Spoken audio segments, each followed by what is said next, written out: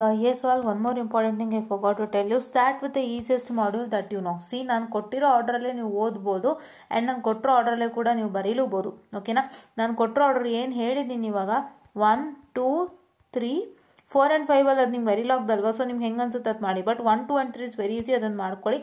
ಅದರಲ್ಲಿ ನಿಮಗೆ ಯಾವ್ದು ಈಸಿ ಅಂತ ಅನಿಸುತ್ತೆ ಅದನ್ನೇ ನೀವು ಸ್ಟಾರ್ಟ್ ಮಾಡ್ಬೋದು. ಓಕೆನಾ? It is up to your wish. ಹೆಂಗಾಗುತ್ತೆ ಅಂದರೆ ನೀವು ಕ್ವಶನ್ ಪೇಪರ್ ನೋಡಿದಾಗ which you feel easy you can start. Or else if you are perfect in all the 3 ಇದೇ ಆರ್ಡರ್ಲಿ ಸ್ಟಾರ್ಟ್ ಮಾಡ್ಬೋದು, ಏನು ತೊಂದರೆ ಇಲ್ಲ.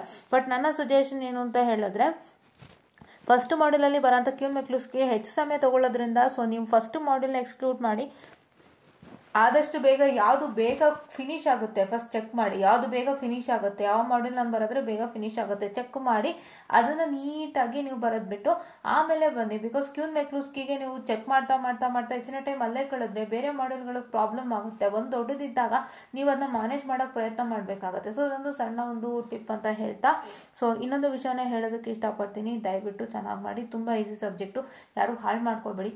ಯಾವುದೇ ರೀತಿ ಕಷ್ಟ ಇರೋದಿಲ್ಲ, ನಿಮ್ಗೆ ಹಂಗೆ ಅನ್ನಿಸ್ಬೋದಷ್ಟೇ. ಆ್ಯಂಡ್ ಇನ್ನೊಂದೇನು ಅಂತ ಹೇಳಿದ್ರೆ, ಪಾಸ್ಟ್ ಇಯರ್ ಕ್ವಶನ್ ಪೇಪರ್ಸ್ನೇ ನೋಡ್ಕೊಂಡು ಚೆನ್ನಾಗಿ ಪ್ರಾಕ್ಟೀಸ್ ಮಾಡಿ. ನಮ್ಮ ವೀಡಿಯೋಸ್ ಕೂಡ ಇದೆ, ಅದನ್ನು ಕುತ್ಕೊಂಡು ಚೆನ್ನಾಗಿ ಪ್ರಾಕ್ಟೀಸ್ ಮಾಡಿ. ನಾನೇನು ವೀಡಿಯೋ ತೋರಿಸ್ದೆ ಲಾಸ್ಟಲ್ಲಿ ಇವಾಗ ಹೇಳಿದ್ದೆ DSTV ಇದು ಲಾಸ್ಟ್ ಮಿನಿಟ್ ಪ್ರಿಪ್ರೇಷನ್ ಟಿಪ್ಸ್ ಏನೇನು ಹೇಳಿದ್ದೆ ಅದನ್ನೆಲ್ಲ ದಯವಿಟ್ಟು ಫಾಲೋ ಮಾಡಿ. ನಮ್ಮ ವೀಡಿಯೋಸ್ಗಳನ್ನ ನೋಡಿ ಎಲ್ಲ ನೀಟಾಗಿ ಅರ್ಥ ಆಗುತ್ತೆ. ಇನ್ ಡೀಟೇಲಾಗಿ ಹೇಳಿದ್ದೀವಿ, ಯಾರಷ್ಟು ಇನ್ ಡೀಟೇಲಾಗಿ ಹೇಳೋಕ್ಕೆ ಸಾಧ್ಯನೇ ಇಲ್ಲ.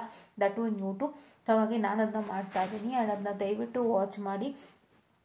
ಹಾಗೆಯೇ ಇವಾಗ ಕೂತ್ರೆ ಪರ್ಫೆಕ್ಟಾಗಿ 7 o'clock ನೀವು ನಾವು ಹೇಳಿದ್ನೆಲ್ಲ ಪ್ರಿಪರೇಷನ್ ಮಾಡ್ಕೋಬೋದು. ನೀವು ಮೆಥಡ್ ತಲೆಗೆ ಹಾಕ್ಕೊಂಡಿದ್ರು ಸಾಕು, ತುಂಬ ಚೆನ್ನಾಗಿ ಲೆಕ್ಕನ ಮಾಡ್ಬೋದು. ನಿಮ್ಗೆ ಯಾವುದೇ ರೀತಿ ಸ್ಟಕ್ ಆಗೋಕ್ಕೆ ಸಾಧ್ಯನೇ ಇಲ್ಲ.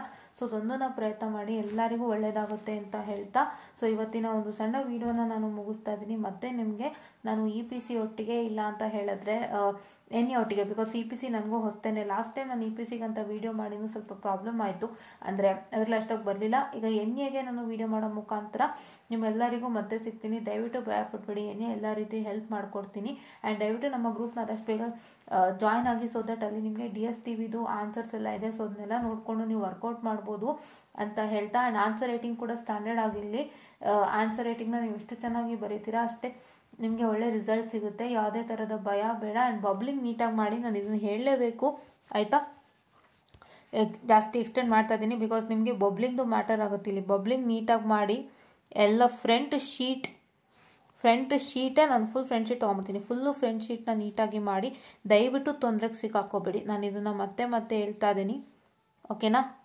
ಫ್ರಂಟ್ ಶೀಟು 100% ಪರ್ಫೆಕ್ಟ್ ಆಗಿರಬೇಕು. ಫ್ರಂಟ್ ಶೀಟಲ್ಲಿ ಮಿಸ್ಟೇಕ್ ಆಯಿತು, if you make a mistake then withheld ಆಗುತ್ತೆ.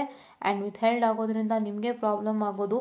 ಸುಮ್ಮನೆ ವಿಥೆಲ್ಡ್ ದುಡ್ಡನ್ನು ಒಂದು 4,000 5,000 ಹೀಗೆ ತೊಗೊಳ್ತಾನೆ ಇರ್ತಾರೆ ಕಾಲೇಜಲ್ಲಿ. ಕೆಲವರು 2,500 ತೊಗೋತಾರೆ, ಕೆಲವರು 3,000 ತೊಗೋತಾರೆ. ಏನಾಗುತ್ತೆ ಗೊತ್ತಾ, ವಿಥೆಲ್ಡ್ ರಿಸಲ್ಟ್ಗೆ ಕಾಲೇಜ್ ಟು ಕಾಲೇಜೇ ದುಡ್ಡು ವೇರಿ ಮಾಡ್ಕೋತಾರೆ. ಅವ್ರಿಗೆ ತಕ್ಕಂತೆ ಮಾಡಿಕೊಂಡು ನಿಮ್ಮ ಹತ್ರ ದುಡ್ಡು ತಗೊಳ್ತಾರೆ. ಸೊ ಅದೆಲ್ಲ ಪ್ರಾಬ್ಲಮ್ ಈಡಾಗಬೇಡಿ ಗೈಸ್. ಬಿಕಾಸ್ VTU ಯಾವುದೇ ಥರದ ದುಡ್ಡು ಇಸ್ಕೊಳ್ಳೋಕೆ ಹೇಳಿಲ್ಲ ನಿಮ್ಮ ಹತ್ರ. ಅವರು ನಿಮ್ಮ ಹತ್ರ ದುಡ್ಡು ಇಸ್ಕೊಂಡು, ನಿಮ್ಮ ಪ್ರೊಫೆಸರ್ ನಿಮ್ಮ ಹತ್ರ ದುಡ್ಡು ಇಸ್ಕೊಂಡು VTU ಕೊಟ್ಟರು ಅದು ನಿಮ್ಮ ದುಡ್ಡೇನೆ, ಪ್ರೊಫೆಸರ್ ದುಡ್ಡು ಕೊಟ್ಟಂಗಲ್ಲ. If you make a mistake in the front sheet and ಅದರದ್ದು ಇನ್ವಿಜಿಲೇಟರ್ ತಲೆಗೆ ಬರುತ್ತದು, ಅವ್ರು ಎಷ್ಟೋ ಫೈನ್ ಕಟ್ಟಬೇಕಾಗುತ್ತೆ, ಅದನ್ನು ನಿಮ್ಮ ಹತ್ರ ಕಟ್ಟಿಸ್ಕೊಳ್ತಾರೆ. ಅದಕ್ಕೆ ಇದೆಲ್ಲ ತೊಂದರೆ ತಾಪತ್ರಯಗಳು ಬೇಡ. ನಿಮ್ಮ ದುಡ್ಡನ್ನು ದಯವಿಟ್ಟು ಹಾಳು ಮಾಡ್ಕೋಬೇಡಿ. ಇದನ್ನು ಹೊಡೆದಾಕ್ಬಿಟ್ಟು ಈ ಫ್ರಂಟ್ ಶೀಟ್ನ ಕರೆಕ್ಟಾಗಿ ಮಾಡಿ, ಫಿಲ್ ಮಾಡಿ. ಯಾವುದೇ ಟೆನ್ಷನ್ ಬೇಡ, ಯಾವುದೇ ಭಯ ಬೇಡ. ನಿಮ್ಮ ಟೀಚರ್ಸ್ ಇರ್ತಾರಲ್ವ, ಅವ್ರನ್ನ ಕೇಳಿ ನೀಟಾಗಿ ಮಾಡಿ, ಆಯಿತಾ? ಏನಾದರೂ ತೊಂದರೆ ಅವರೇ ಹೇಳಿ ಕೊಡ್ತಾರೆ. ನಿಮ್ಗೆ ಇದನ್ನು ಎಕ್ಸ್ಪೀರಿಯನ್ಸ್ ಆಗಿದ್ದೆ ಆಲ್ರೆಡಿ. ಇದು 3rd ಎಕ್ಸಾಮ್ ನೀವು ಬರೀತಿರೋದು. ಫಸ್ಟ್ ಸೆಮ್ಮಲ್ಲೂ ಬರ್ತಿದ್ದೀರಾ, ಸೆಕೆಂಡ್ ಸೆಮ್ಮು ಬರ್ತಿದ್ದೀರಾ, 3rd ಸೆಮ್ ಎಕ್ಸಾಮ್ ಬರೀತಿದ್ದೀರಾ. ಬಟ್ ಆದರೂ ಕೂಡ ಎಲ್ಲೋ ಒಂದು ಕಡೆ ಒಂದು ಟೆನ್ಷನ್ಗಾಗಿರ್ಬೋದು, ಏನೋ ಒಂದು ರೀಸನಿಂದಾಗಿ ಸಣ್ಣ ಪುಟ್ಟ ತಪ್ಪುಗಳಾಗ್ತಿರುತ್ತೆ. ಆ ತಪ್ಪುಗಳಿಂದ ನಿಮಗೆ ಯಾವುದೇ ಥರದ ಒಂದು ಭಯ, ಯಾವುದೇ ಥರದ ಒಂದು ತೊಂದರೆಗಳಾಗ್ಬೋದು. ಸೊ ಹಾಗಾಗಿ ನೀವು ಯಾವುದಕ್ಕೂ ಭಯ ಬೀಳದಂತೆ ಏನೇ ತಪ್ಪಿದ್ರು ಟೀಚರ್ಸ್ನ ಕೇಳಿ. ಫಸ್ಟು ಪೆನ್ಸಿಲಲ್ಲಿ ಮಾರ್ಕ್ ಮಾಡಿ ಕರೆಕ್ಟಾಗಿದೆಯಾ ಅಂತ ನೋಡ್ಕೊಳ್ಳಿ. ಅದನ್ನು ಎಲ್ಲ ಸರಿ ಇದೆ ಅಂತ ಹೇಳಿದ್ರೆ ನೀವು ಮತ್ತೆ ಪೆನ್ನಲ್ಲಿ ಮಾರ್ಕ್ ಮಾಡ್ತೀರಾ ಅಂತ ಒಂದೇ ಒಂದು ನಾನು ಹೇಳೋದಕ್ಕೆ ಇಷ್ಟಪಡ್ತೀನಿ. ಏನಪ್ಪ ಅಂತ ಹೇಳಿದ್ರೆ, ನೀವು ಆದಷ್ಟು ಭಯ ಬೀಳಬಾರ್ದು, ದಿಗಿಲು ಬೀಳಬಾರ್ದು. ಎಕ್ಸಾಮ್ ಹಾಲ್ಗೆ ಪ್ರಾಪರ್ ಆಗಿ ಹೋಗಿ. ನೀವು ಎಕ್ಸಾಮ್ ಹಾಲ್ಗೆ ಯಾವ ಮೂಡ್ನಲ್ಲಿ ಹೋಗ್ತೀರಾ, ಯಾವ ಟೆನ್ಷನಲ್ಲಿ ಹೋಗ್ತೀರಾ, ಅದೇ ಒಂದು ಟೆನ್ಷನ್ನು ನಿಮ್ಮ ಒಂದು ಏನಂತ ಹೇಳ್ತಾರೆ, ನಿಮ್ಮ ಒಂದು ಆನ್ಸರ್ ಸ್ಕ್ರಿಪ್ಟಲ್ಲಿ ರಿಫ್ಲೆಕ್ಟ್ ಆಗುತ್ತೆ. Sorry for the distraction, just a minute. ನಿಮ್ಮ ಒಂದು ಆನ್ಸರ್ ಸ್ಕ್ರಿಪ್ಟಲ್ಲಿ ರಿಫ್ಲೆಕ್ಟ್ ಆಗುತ್ತೆ, especially on the front sheet. Because ಏನಾಗುತ್ತೆ ಅಂದರೆ ನೀವು ತರಾತುರಿಲಿ ಬರ್ತೀರಾ ಎಕ್ಸಾಮ್ ಹಾಲ್ಗೆ. ತರಾತುರಿಲಿ ಬಂದಾಗ ಟೆನ್ಷನಲ್ಲೇ you will enter the exam hall. ಕರೆಕ್ಟಾ? You will enter the exam hall in ಟೆನ್ಷನಲ್ಲೇ ಎಕ್ಸಾಮ್ ಹಾಲಲ್ಲಿ ಎಂಟರ್ ಆದಾಗ ಏನಾಗುತ್ತೆಪ್ಪ ಅಂತ ಹೇಳಿದ್ರೆ ನಿಮಗೆ ಒಂದು ಏನಂತ ಹೇಳ್ತಾರೆ, ನಿಮಗೆ ಏನಂತ ಹೇಳ್ತಾರೆ, ಆ ಟೆನ್ಷನ್ಗೆ ನೀವು ಹೇಗಿಗೋ ಮಾರ್ಕ್ ಮಾಡ್ತೀರಾ. ಸೊ ಅಂಥದ್ದನ್ನೆಲ್ಲ ಮಾಡೋದಕ್ಕೆ ಹೋಗಬೇಡಿ, ನೀಟಾಗಿ ಮಾರ್ಕ್ ಮಾಡಿ. ಆ್ಯಂಡ್ ನೀವು ಫಸ್ಟು ಯಾವ್ಯಾವ ಕ್ವಶನ್ ಬರೀಬೇಕು ಅಂತ ಫಿಕ್ಸ್ ಮಾಡ್ಕೊಳ್ಳಿ.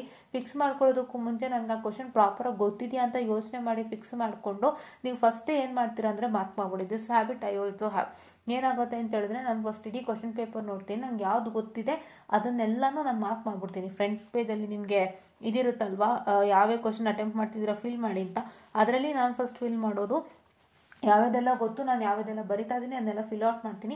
ಅದನ್ನೆಲ್ಲ ನಾನು ಫಿಲ್ ಔಟ್ ಮಾಡಿಬಿಟ್ಟು ಆಮೇಲೆ ಬರೆಯೋಕ್ಕೆ ಸ್ಟಾರ್ಟ್ ಮಾಡ್ತೀನಿ. ಬಿಕಾಸ್ ಲಾಸ್ಟಲ್ಲಿ ನನಗೆ ಬೈ ಚಾನ್ಸ್ ಅದನ್ನ ಫಿಲ್ ಮಾಡೋಕ್ಕೆ ಟೈಮ್ ಆಗದೆ ಇರ್ಬೋದು. ಸೊ ಹಾಗಾಗಿ ಏನಾಗುತ್ತೆಪ್ಪ ಅಂತ ಹೇಳಿದ್ರೆ ನಿಮ್ಗೆ ಯಾವ್ದು ಗೊತ್ತಿದೆ, ಯಾವ್ದು ನಾನು ಬರಿತಾ ಇದ್ದೀನಿ ಅಂತ ಪಕ್ಕ ಗುರ್ತು ಹಾಕ್ಕೊಂಡು ಅದನ್ನು ಮಾರ್ಕ್ ಮಾಡಿಬಿಡಿ. ಯಾವ ಕ್ವಶನ್ ಬರಿತಾ ಇದ್ರೆ ಅದನ್ನ ಮಾರ್ಕ್ ಮಾಡಿಬಿಡಿ, ಬಬಲ್ ಮಾಡಿಬಿಡಿ, ಆಮೇಲೆ ಸ್ಟಾರ್ಟ್ ಮಾಡಿ. ಸೊ ದಟ್ ನಿಮ್ಗೆ ಅದ್ರ ಟೈಮ್ ಕೂಡ ಉಳಿಯುತ್ತೆ. Don't get tense, don't get worried. Subject code, subject name ಎಲ್ಲನೂ ನೀಟಾಗಿ ಫಿಲ್ ಔಟ್ ಮಾಡಿ. ತುಂಬ ಅಂದರೆ ತುಂಬ ಹೆಲ್ಪ್ ಆಗುತ್ತೆ, ಇಲ್ಲಾಂದರೆ ನಿಮಗೆ ಪ್ರಾಬ್ಲಮ್ ಆಗುತ್ತೆ. ಸೊ ನಾನು ಸಣ್ಣ ಅವೇರ್ನೆಸ್ನ ಕೊಡ್ಲಿಕ್ಕೆ ಇಷ್ಟಪಡ್ತೀನಿ ಅಂತ ಹೇಳ್ತಾ, ಎಷ್ಟು ಜನ ವಿತೌಟ್ ರಿಸಲ್ಟ್ಗೆ ಒದ್ದಾಡಿದ್ದಾರೆ ಅನ್ನೋ ನನಗೆ ಗೊತ್ತಿದೆ. ಬಿಕಾಸ್ ನಮ್ಮ ಗ್ರೂಪ್ನಲ್ಲಿ ಅದ್ರ ಬಗ್ಗೆ ಹಲವಾರು ಮೆಸೇಜಸ್ಗಳಾಗಿತ್ತು. ಪ್ಲಸ್ ನಮ್ಮ ಒಂದು ಏನಂತ ಹೇಳ್ತಾರೆ ಒಡಾಗಿನ್ಸೆ ಇಂದ ಯೂಟ್ಯೂಬ್ ತುಂಬ ವೀಡಿಯೋಸ್ಗಳು ಮಾಡಿದ್ದೀನಿ. ಎಷ್ಟೋ ಜನಕ್ಕೆ ಒಂದಿಷ್ಟು ಸಜೆಷನ್ಸ್ ಕೊಟ್ಟಿರೋದುಂಟು. ಸೊ ಆ ಥರ ತೊಂದರೆ ನಿಮ್ಗೆ ಆಗಬಾರ್ದು ಅಂತ ನಾನು ಕೇಳ್ಕೊತೀನಿ. ದಯವಿಟ್ಟು ಪ್ರಾಪರ್ ಆಗಿ ಬರ್ರಿ ಅಂತ ಹೇಳ್ತಾ I just want to session all then thank you.